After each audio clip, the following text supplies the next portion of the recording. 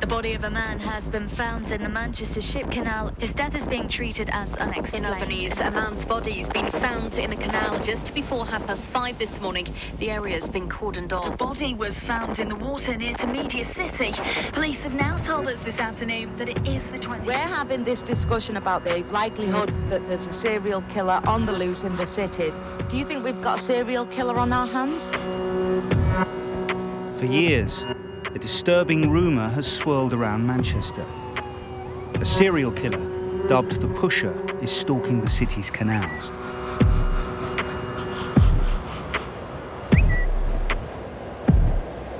In January 2015, the story went global when a disturbing statistic came to light.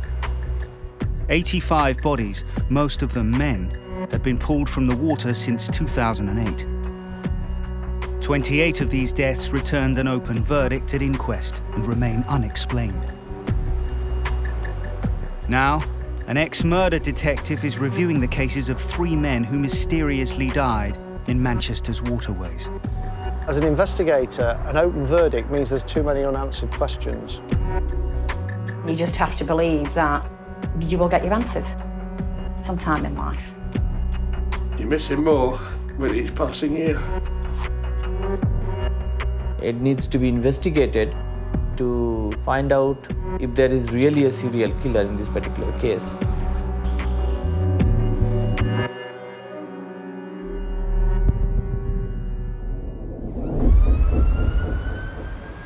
Whenever there's a body pulled from a river or a canal, people are saying the Pusher is at work again.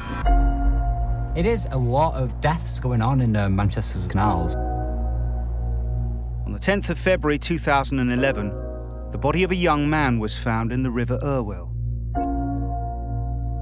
Nathan Tomlinson, a trainee teacher from Stockport, had vanished after a night out 8 weeks earlier. An inquest returned an open verdict, but his mother, Tina, believes her son may have been the victim of a crime. You go out somewhere, you think that, everybody's going to be safe, don't you? It just turned out, this particular evening, Nathan wasn't safe.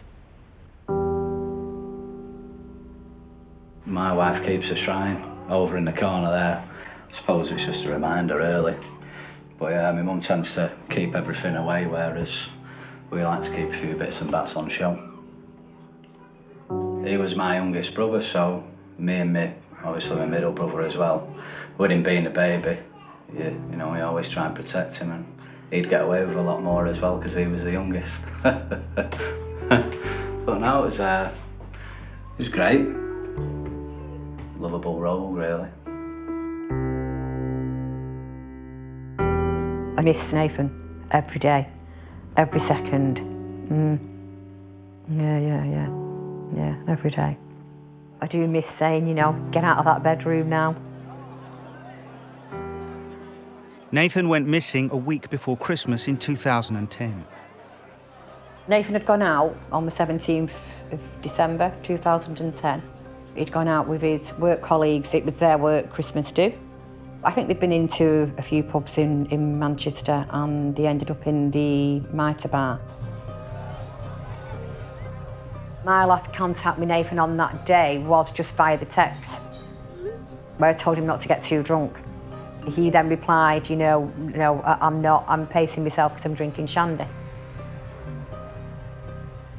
Nathan left about 30 minutes past 10, told one of his colleagues who was left in the bar, obviously that he was coming home.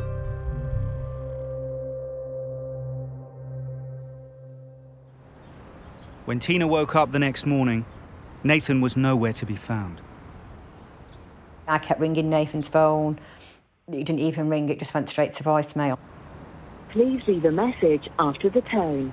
When you finish recording, please hang up or press the hash key for more options.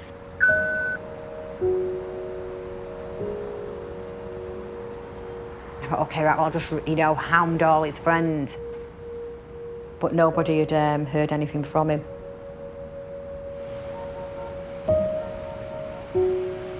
Within the first week of Nathan missing, I knew something obviously bad had happened. And I think everybody else was, hopeful that he was, probably just somewhere, at some friends. I just knew he was dead. At the time of Nathan's disappearance, the police released CCTV footage of a man, supposedly Nathan. Curiously, rather than walk home, he appears to walk in the opposite direction, covering 2 miles in just 22 minutes. I'm wondering, was that him on the footage? And if it was him on the footage, I'm thinking, you silly boy, why didn't you, ring me, if you were lost? Nathan was one of 11 people to die in Manchester's canals that year. Investigators weren't able to say whether he was the victim of a crime or an accident. Water is quite a good way of hiding the evidence if the body's in the water long enough. Water will wash away contact traces really quite rapidly. In other words, as soon as the body goes in, that process will start. So over a period of days or weeks, DNA, for example, will be eventually washed away. Any blood contamination, fibres, anything of that nature will be lost. How can they be sure there's no serial killer? Like one every month, you're just reading more and more about it. I can't see a reason why there's all these similarities and it's just been dismissed. The rate of deaths around Manchester in the canal is highly suspicious.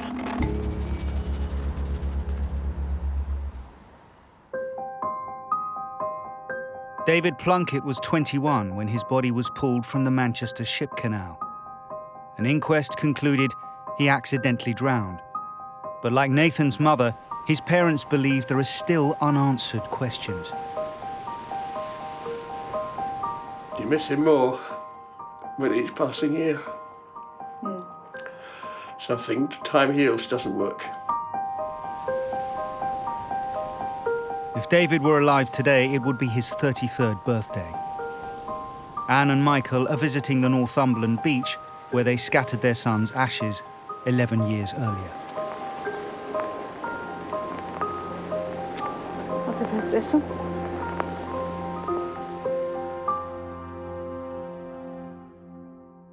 When we went for the award ceremony to get David's degree, obviously families had taken photographs of their, children in their gowns.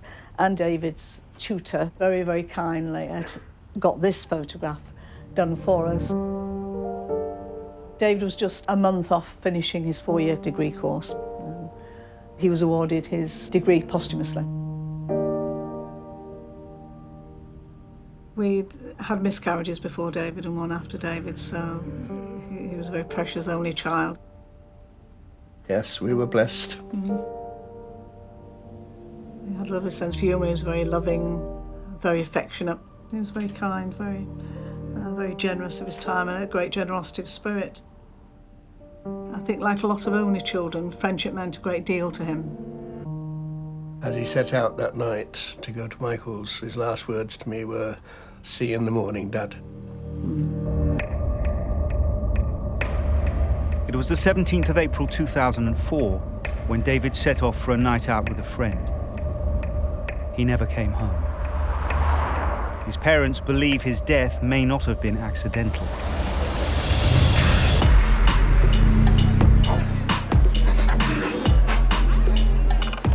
At about 1:20 in the morning, our phone went and it was Michael. And he obviously thought he was trying to get in touch with David. He said that he and David had lost each other. And I just said to close the phone, I would phone David. It took about 3 attempts before David answered it, but didn't speak. And the first thing that struck me was the quietness wherever David was. It was virtually silent.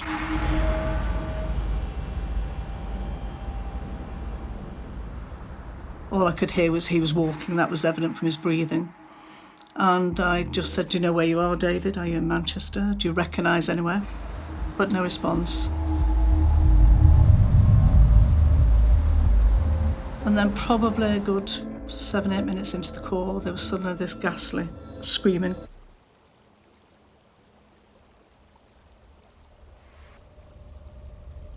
I started crying, I think, handed the phone to Mike, And I made an ankle. The screaming that I heard made me feel as though David had seen something which had terrified him.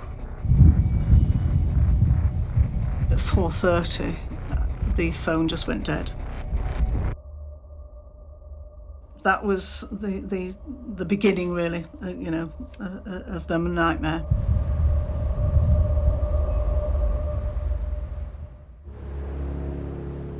"85 people have died in Manchester's waterways in the past 6 years. In 28 of the cases, there is no clear explanation as to what happened.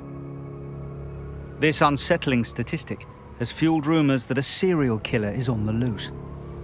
His method: pushing victims into the water.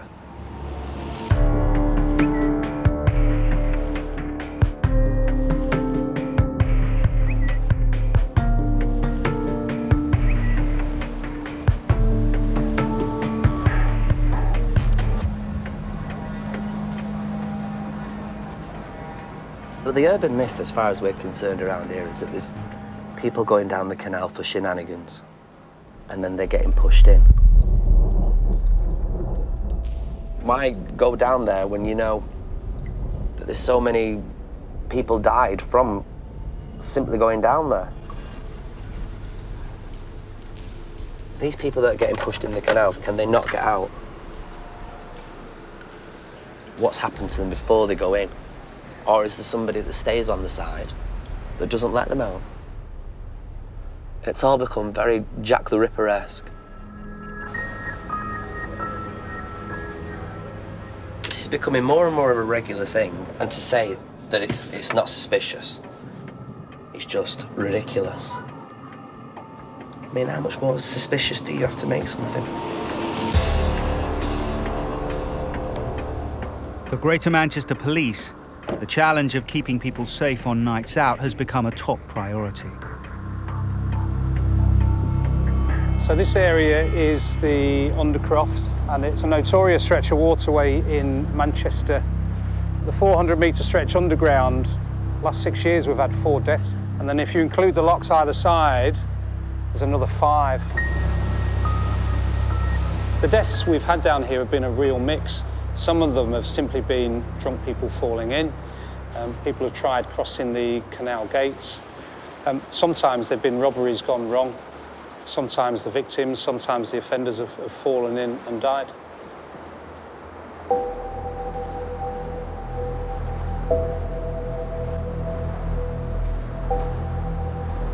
We put both uniform and plainclothes patrols in here quite regularly because people can become very vulnerable down here. You all right, my friend?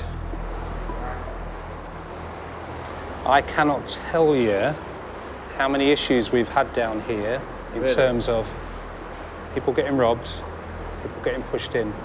I'm just kind of suggesting it's not a good place for you to chill out at night. Some of the rumours suggest the pusher is targeting gay men around the Canal Street nightclub area, a well-known spot for cruising.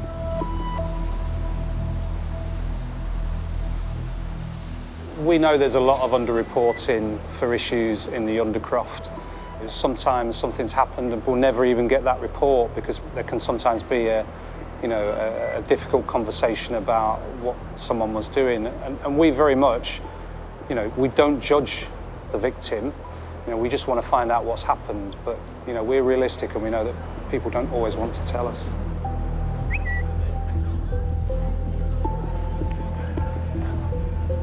But despite 9 deaths around the Canal Street area in the past 6 years, the statistics show bodies are turning up all over the Manchester waterways, and there's no evidence a majority of victims are gay.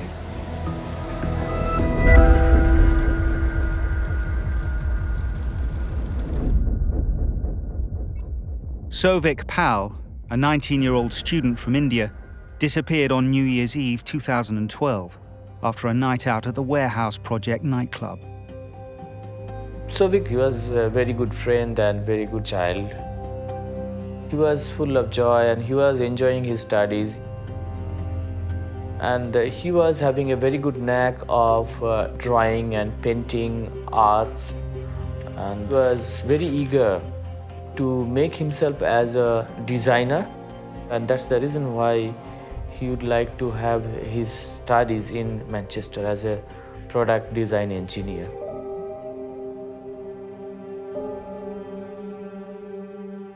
"22 days after he was reported missing, the police identified Sovic's body in the Bridgewater Canal. I was in a state of disbelief. They told that we have found a body which seems to be of Sovic. And then I was not ready to accept that. CCTV cameras capture his last few moments alive and show him with a man who has never been identified. A man Santanu thinks may be responsible for his son's death.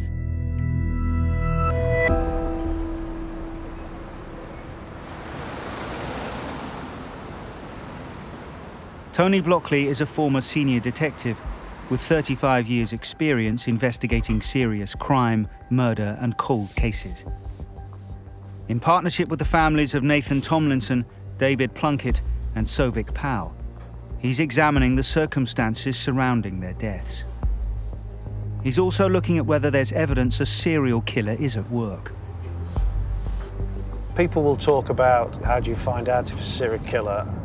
What an investigator would be looking for is what are those links and how do they all fit together? The age and sex of a person, the location of the crime, the way that that crime was conducted.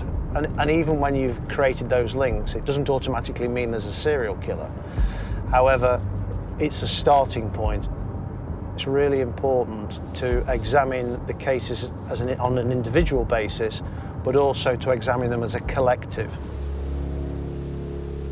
Of the 85 deaths, the coroner has offered explanations as to what happened to 57 of the victims. But 28 cases returned an open verdict at inquest.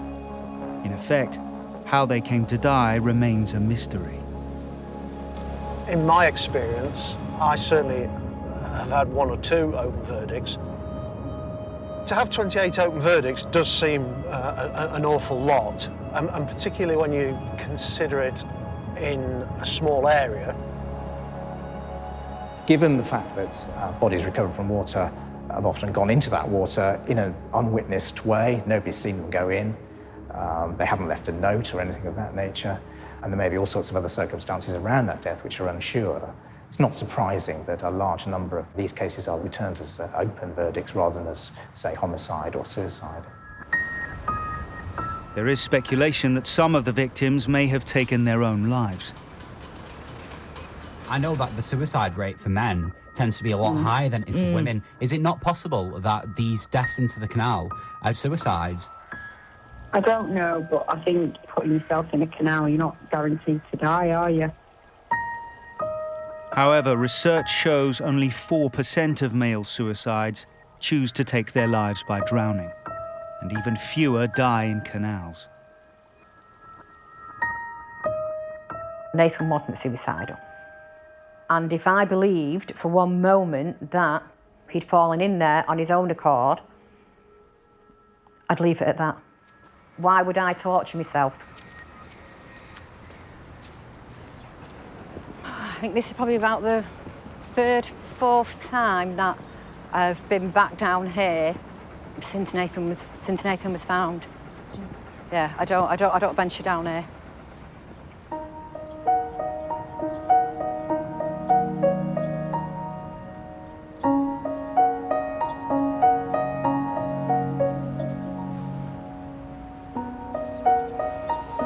Well, that's still there. That's some of my brother's stuff for my funeral that we just put up there. There was a few more bits and bobs as well, but obviously they've gone now, but the reefs have stayed up. I just can't believe that they're still there. 4.5 years later.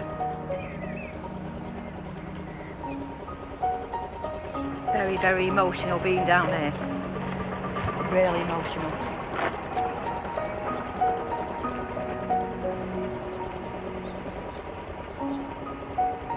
Even though I know that he's gone, you know, I still expect him to come walk through the door. I think in some sense, for me, I have to create I create an illusion that, he's still here. And that's probably my way of dealing with it. When he was found, there was no sign of Nathan's wallet, passport or phone. And yet he still had his keys and a packet of cigarettes in his pocket. This fueled Tina's suspicion that he may have been mugged before he drowned. There have been a number of muggings around Manchester's canals, including one notorious case in 2013 where a gang was jailed for robbing a man and drowning him by pushing him into the water.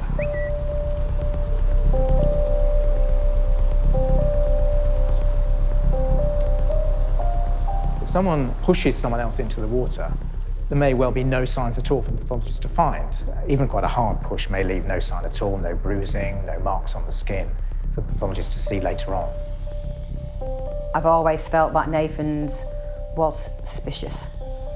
When you actually look at all the facts, you look at all the official documentation, you look at it and you just think, well, it's obviously suspicious.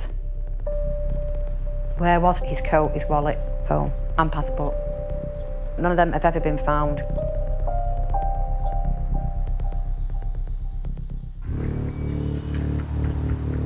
Criminologists say that at any one time, there's likely to be between 3 to 5 serial killers on the loose in the UK. Every time a body is pulled from Manchester's waterways, rumours of the pusher are reignited on social media.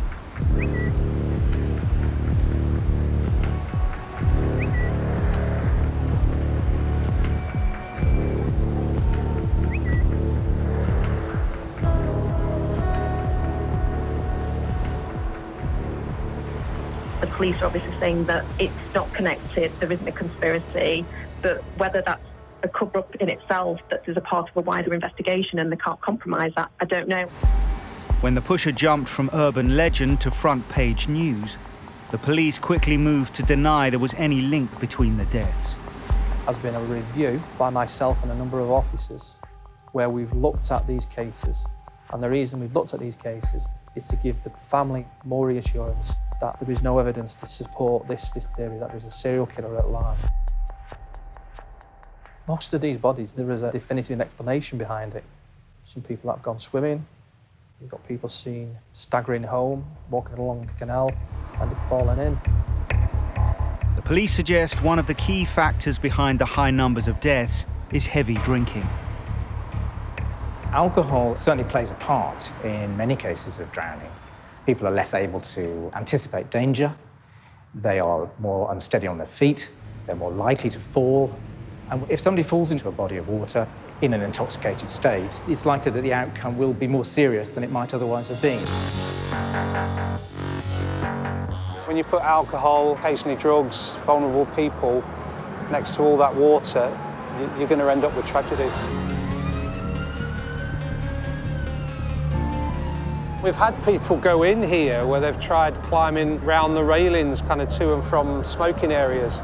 You know, most weekends, there'll be something that happens involving normally a drunk person and water. People are coming out later. They'll be half drunk by the time they've even landed in the city because they're having alcohol at home. There's no drinking on the streets, my friend. Well, I'll tell you what, we're not making the issue of the ones you've still got in your pocket. See you later. Okay. So even before the night starts, you know, they're pretty vulnerable. You wind the clock on then till 3, 4 in the morning when they've had a lot more to drink. And it can be a recipe for disaster. It's not uncommon for someone who is otherwise fit and well to go into a body of cold water and to drown apparently very rapidly. In other words, to disappear below the surface and simply not come up again. I'm just going to check around the corner because no more than 2 months ago we ended up pulling someone out of the water around there. Don't know how he fell in, but the paramedics said another couple of minutes and he probably wouldn't have survived because of hypothermia. He probably wouldn't have been able to hold on. Certainly couldn't have gotten out by himself. So a very lucky man that night.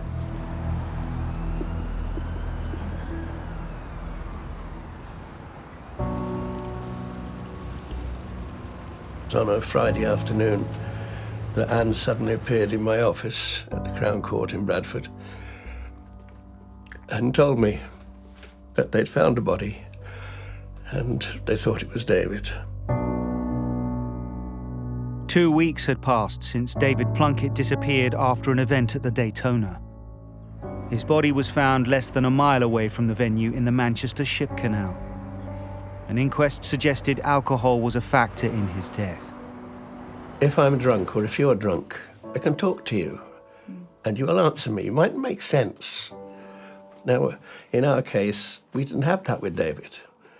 He was on the phone, but our son couldn't speak to us. Now, that's not because he was drunk. The screaming, the howling was so unearthly that you just felt it had to be something. An explanation as to what happened between Daytona and the canal would be very welcome. Because we have no reason as to why David should have made that journey. Former detective Tony Blockley is heading to the location where David's body was recovered to search for clues. Alcohol has been a feature in a lot of the cases. The suggestion being is that the people have been drunk and fallen into the water and died as a consequence. What alcohol can also do is create a vulnerability in you as an individual, a vulnerability that can be exploited by somebody else. Where alcohol has been involved in cases such as David, what it doesn't do is explain the screaming phone call.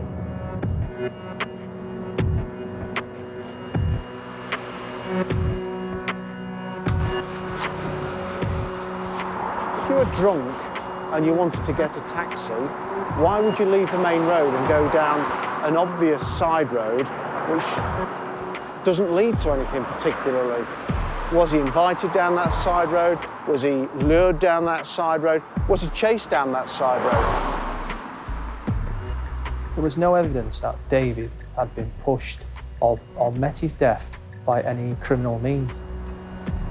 Police gathered CCTV footage from the night David went missing.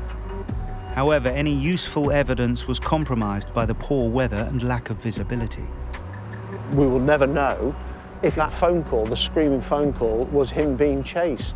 It could have been an accident, but by the same token, it could have been a crime. And until you start to understand all these aspects of the investigation, you can't say it's one or another. David had marks on his body that were not self-inflicted and wouldn't have been selected, wouldn't have been, caused by him sliding into the canal. So David at some point tried to defend himself, and there were marks on his arm and on his lower body which would tie in with some kind of a struggle. But the pathologist's thing was, well, that may have happened, as he went in the water. It was coroner's view that David was on the phone when he was talking to his mother and he's fallen down a steep embankment. His phone was found on the embankment along with his glasses. But again, it was a male, late at night, very bad weather, intoxicated, near deep open water, and he's met his death.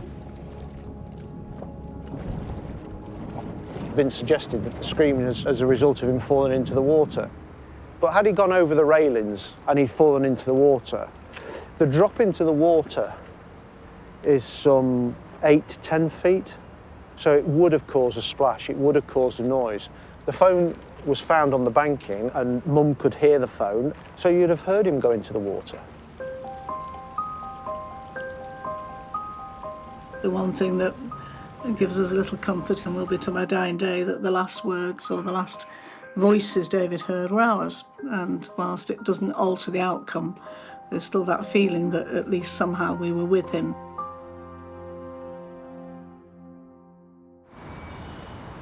$85 people over the space of 6 years is a heck of a lot. It is a lot of deaths going on in Manchester's canals, but whether that's just regards to how much canal we have here. Yeah, I was just going to say, we do have the vast canal network with the Manchester Ship Canal, the Bridgewater Canal and the River Irwell. Whilst no one has suggested all 28 unexplained deaths are the result of the pusher, significantly, The fatality rate in Manchester's waterways is around double that of Birmingham. That's despite Birmingham having a more extensive network of canals, and both cities being a similar size. Can't dismiss the fact that people have died in the last few years in very similar circumstances. So what did you think when Greater Manchester Police came out and said, look, we've investigated this thoroughly, there's no serial killer, it's a myth? They've not investigated it as though they were connected, and I think they ought to. I don't think we can just close it down and say, no, it's a myth and leave it at that. I think they should have a look into it. You might have an individual who's found in the water, they're dead, there is no CCTV, there are no witnesses. We don't know how they entered the water. We will always think, is this suspicious? But then when we investigate it, we'll identify and try and find evidence to say, well, it's not suspicious. It was 22 days before Souvik Pal's body was pulled out of the water, just 50 feet away from the warehouse project where he'd been clubbing with friends. There must be an involvement of third party. That could be a stray case or that could be the serial killer.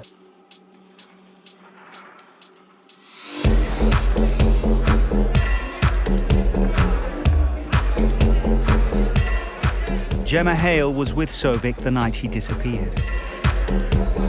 We pretty much only just got in there, got to the bar because it was so busy, took so long to get a drink. So we hadn't had a lot of alcohol. By the time we'd all got in, he'd already been kicked out. But none of us were aware of that because the group kept splitting up. So we obviously thought he was with the other and the others thought he was with us. At 10:55 p.m, a bouncer threw Souvik out of the club for jumping the queue to the toilet. Souvik sent a number of texts to his friends, but because it was New Year's Eve, the phone lines were so busy that they weren't received until the next day. CCTV shows Souvik outside the club with another man who has never been identified.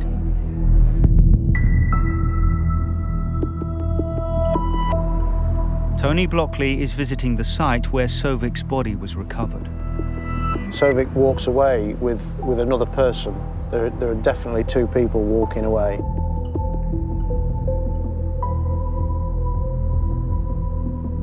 As an investigator, I would want to know exactly who that person is. The investigation team had gone to the college, universities, spoke to his friends. They'd done local press and made real concerted effort to try and identify this individual. There was a lot of people who knew about it. It was in all the newspapers and on the news.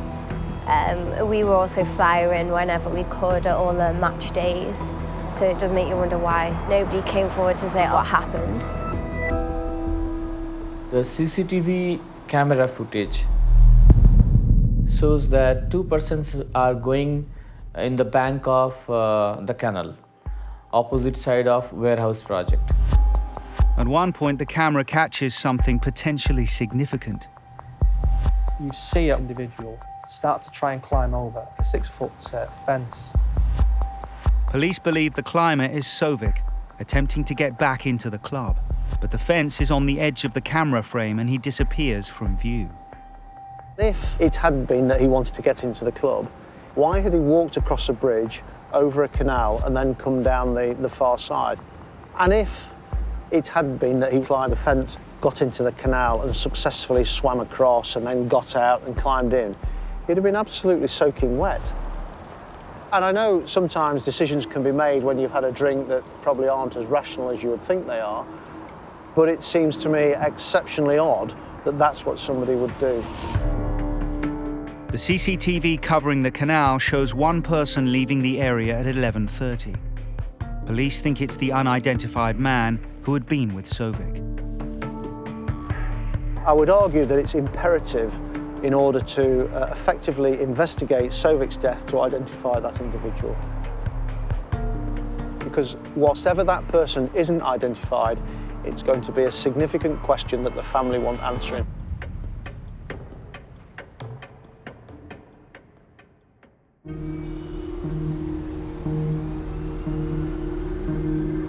Nathan Tomlinson is one of 85 people who've died in Manchester's waterways in the past 6 years. The coroner ruled his death was unexplained, leaving his mother Tina with more questions than answers. Everything in Nathan's is still in that room. It hasn't been, I've not thrown any of it away. I've just kept it all in the wardrobes. Why do you hold on to it? Because it's Nathan's. Because it's his. I suppose only time will tell if I decide that I'm going to pack it all away. I just know that that day hasn't happened because I'm just not strong enough to do that yet. Do you ever go in that? I do, yeah, I do. Just to go into, open his wardrobe, to go through his clothes. Stuff like that, really. And I just like to sit on the bed. You just have to believe that you will get your answers sometime in life. It's all a parent can ask for, isn't it? Is you just get your answers. Despite a number of searches, it took 2 months before Nathan's body was recovered. I was relieved, obviously, that he'd been found. But that's when, your questions really begin then. You just relived that 8 weeks of everything what you did in that 8 weeks, where you went, who you spoke to. Nathan Tomlinson was in a pub in Manchester. He went missing on a very, very poor night for weather. There was snow on the ground, there was ice. He'd had walked quite a long way. He was found upstream of the Rumour Irwell.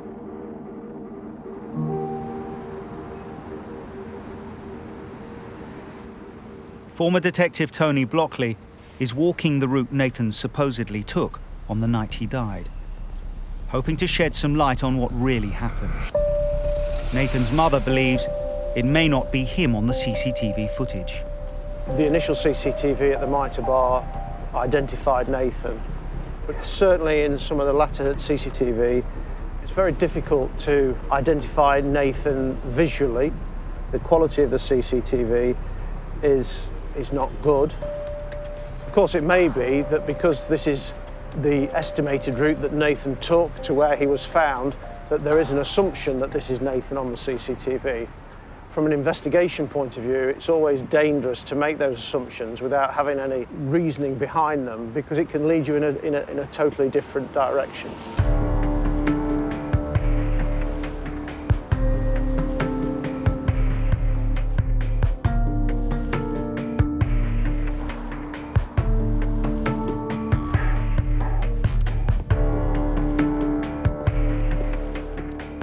On the CCTV, you can see he's actually running. Why was he running? Could be a perfectly logical explanation that he was cold or that he wanted to get somewhere quicker. But there may be some other reason why he's running. It may be that he was being chased or trying to get away from something. I wouldn't like to believe that, somebody has purposely hurt him and he's then been put in the river, because then that's, I wasn't there to protect him. I've stopped the clock here and it's showing us it's 41 and 47 seconds. According to the CCTV and the times on that, it took 22 minutes. For me, it doesn't add up, because I would suspect that isn't Nathan on all the CCTV. Nathan had told friends he was heading home, but according to the cameras, he was walking in the opposite direction. So if it isn't Nathan, where was he? What was he doing?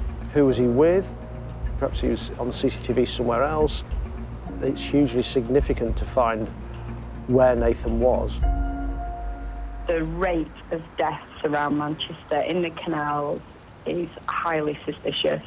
To say that there's no foul play is very misleading. Having examined all 3 cases, Tony believes there are several key questions that need to be answered by police.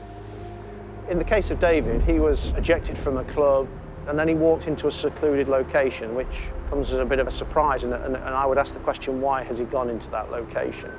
And then coupled with that is the screaming phone call, which has never been explained and which is really significant in relation to his death. In the case of Sovic, what, where and how did he get into the water? Because that's never been established. So until that can be established, anybody cannot say that it's an accident. In the case of Nathan, he's walked a considerable distance before he's gone into the river. And having now walked that route, there is really some significant differences between the timings. Tony is visiting Anne and Michael Plunkett to share his thoughts on their son's case. One thing that does strike me is the phone call. I would certainly see that as very significant. Yes. And the sadness is David's death was so long ago, and I'm sure it's only like yesterday, yes. But unless you know the answer, yes. Or unless somebody explains it, yes. Then you've still got this question mark over it. Yeah. We don't know what panicked him, what made that screaming and that howling, you know, what caused that. We don't know. To me, the only explanation is he had seen something which frightened him. Something, or perhaps even somebody. You know, I refuse to believe that in that vast number, which is a frightening number of youngsters, largely male, yes. That there is not somewhere in that something where, for some people, this has not been an accidental yes. death. Having looked at the 3 cases, yeah.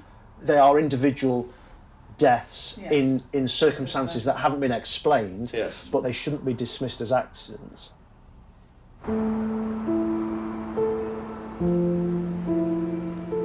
Tony's investigation has reinforced Santano's belief that the mystery man on the CCTV holds the key to solving his son's death. So he's launching a fresh appeal to find him. This is for the appeal to the public, if they know any information. We have nothing to lose. So even if there is 1% chance, still we will try for it. 2 of Sovic's friends hand out flyers at the Man United game to spread the word. Did you hear about Sovic Hall? Oh, yeah. Yeah, so basically we're just appealing for more information. Yeah. We're just looking for people with information. Yeah, all right, no problem. I'll give you one of these. Maybe you guys can help with the urgent appeal for more information. Hi, sir. Thank you very much, sir. Cheers. Bye. He was a very good friend of mine, and there's nothing more I want for a lot of justice for him to be done, and for his family's sake as well.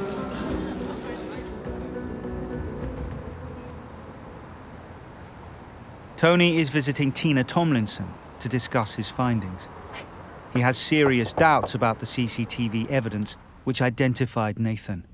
There's 28 cases which are open verdicts. Yes. And some of them will be accidents, probably. Mm-hmm. But some of them won't be. Mm-hmm. You know, just by statistical probability, they won't be. So on the basis of the timings and the location, I don't think that's Nathan on the CCTV.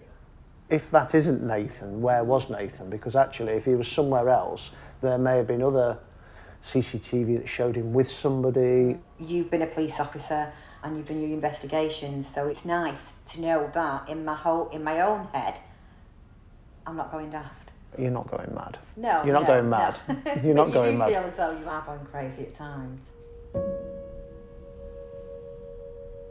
Nathan's property wasn't found either. No. So his wallet was missing, his passport, his phone, and his coat.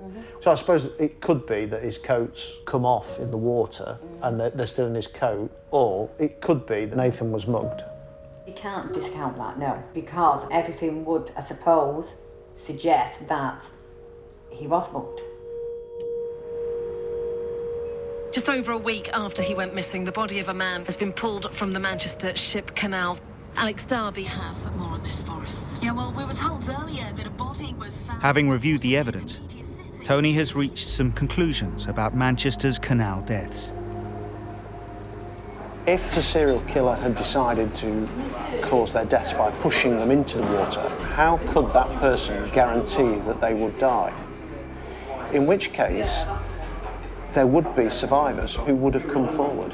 And also, none of the individuals have marks consistent with a violent act, which one would expect to see. In the 3 cases I've looked at, I don't feel that there is a serial killer involved. Because I don't believe there's a serial killer, it doesn't mean to say that the 3 deaths that I've looked at aren't crimes.